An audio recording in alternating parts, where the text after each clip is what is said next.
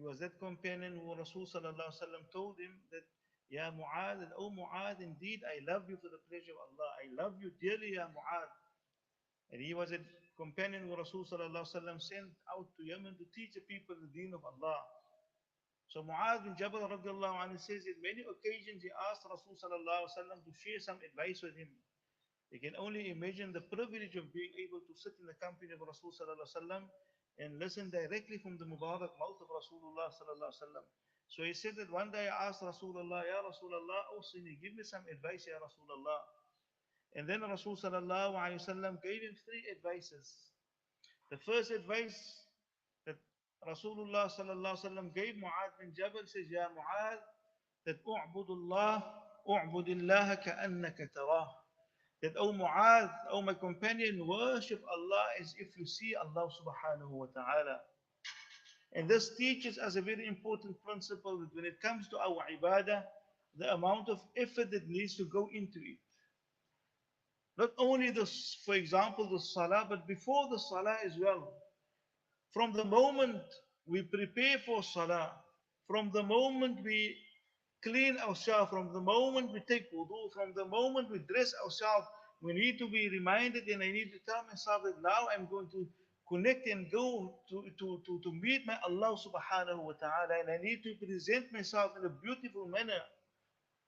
And that's why one of the conditions is the Muslim should be clean, both physical, should be no najasa on the person, the clothing should be clean, the place where he performs salah should be clean. So special care needs to go in terms of preparation for that ibadah. And not only the ibadah, the preparation, but more important than that is the niyyah behind the worship of Allah. What is the niyyah behind performing salah? The intention should be solely for the pleasure of Allah subhanahu wa ta'ala. I should make intention, oh Allah, I'm coming to the masjid to perform my salah only for your pleasure, for no other reason, Ya Allah. And that's why our Salafus Salih, our pious predecessors, they used to say that the most difficult thing to treat as a believer is the niyyah, the intention. Why? Because the niyyah, the place of the niyyah is in the heart. And the heart is something that continuously it changes. Now you sincere, before you make salah, you connect it and you focus on Allah. A few minutes later, a few seconds later, then you're completely distracted in salah. Then we forget what was our intention. We forget we are in conversation with Allah subhanahu wa ta'ala. So the intention is very, very important.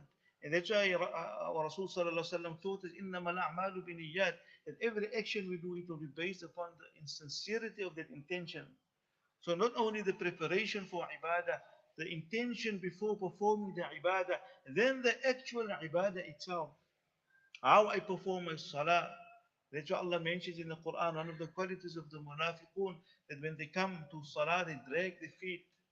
They come in a manner which they don't have any desire to pray to Allah.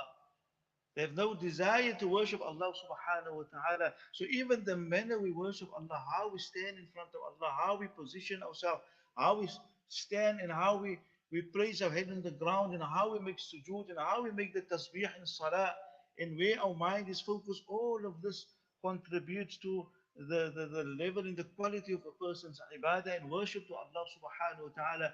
I'm only mentioning about salah, but any other ibadah, whether it's charity that we spend in the path of Allah, how to make sure that the sadaqah and the charity that we spend, it is done in a manner that is pleasing to Allah, not to corrupt the intention, not to make the person feel belittled, always being reminded that this person is doing more favor than what I'm doing him.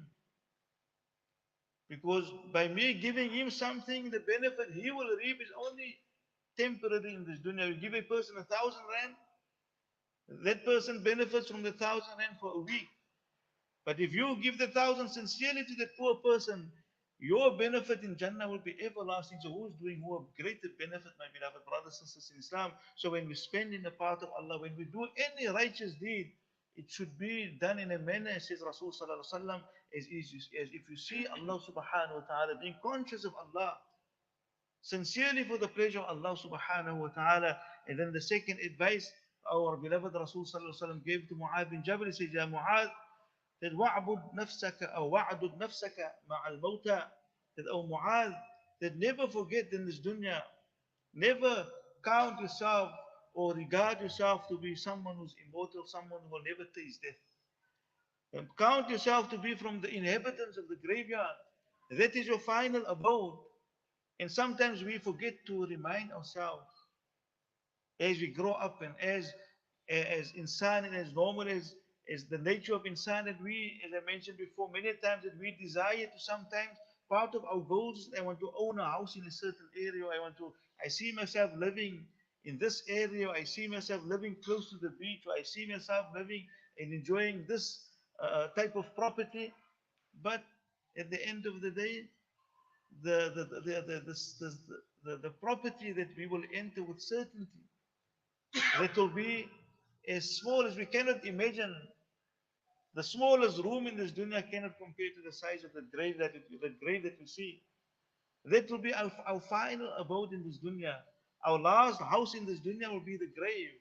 And how we beautify our actions and our worship to Allah, that will be our furniture and that will beautify our graves.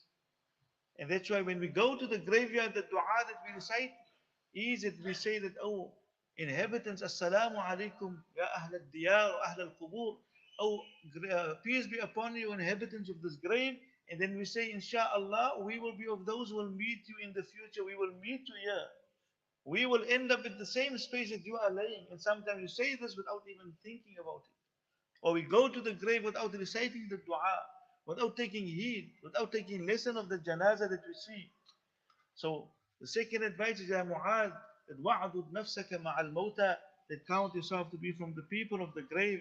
And then says Rasul sallallahu alayhi wasallam, that وَإِن شِئْتَ أَنْبَأْتُكَ بِمَا هُوَ أَمْلَكُ بِكَ مِنْ هَذَا كُلِّهِ قَالَ هَذَا وَأَتَى بِيَدِهِ إِلَى لِسَانِهِ. Then Rasul sallallahu alayhi wasallam then told, said, O Mu'adh, that I will tell you what should be reined in more than all of that. It is this thing, and he pointed to his tongue.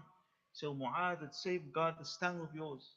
Protect this tongue from hurting the feelings of the next person by making up a ghiba or spreading stories of the next person, by making up lies about the next person, or swearing the next person, or harming the honor of the next person. Safeguard your tongue, O Mu'adh. Safeguard your tongue. And so many ahadith have spoken in length about the dangers of the tongue and how to preserve this tongue. So my beloved brothers and sisters in Islam, we ask Allah subhanahu wa ta'ala to grant us the reality of these advices so that we can bring it into our lives, so that we can practice these advices.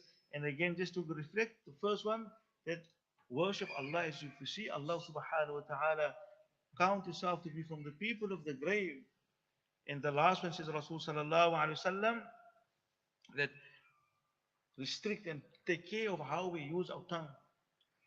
Take care of your tongue, restrict your tongue, be careful how we use it. So we ask Allah subhanahu wa ta'ala to give us a tawfiq and understanding. Wa akhiru da'wan alhamdulillah rabbil alameen. Subhanallah.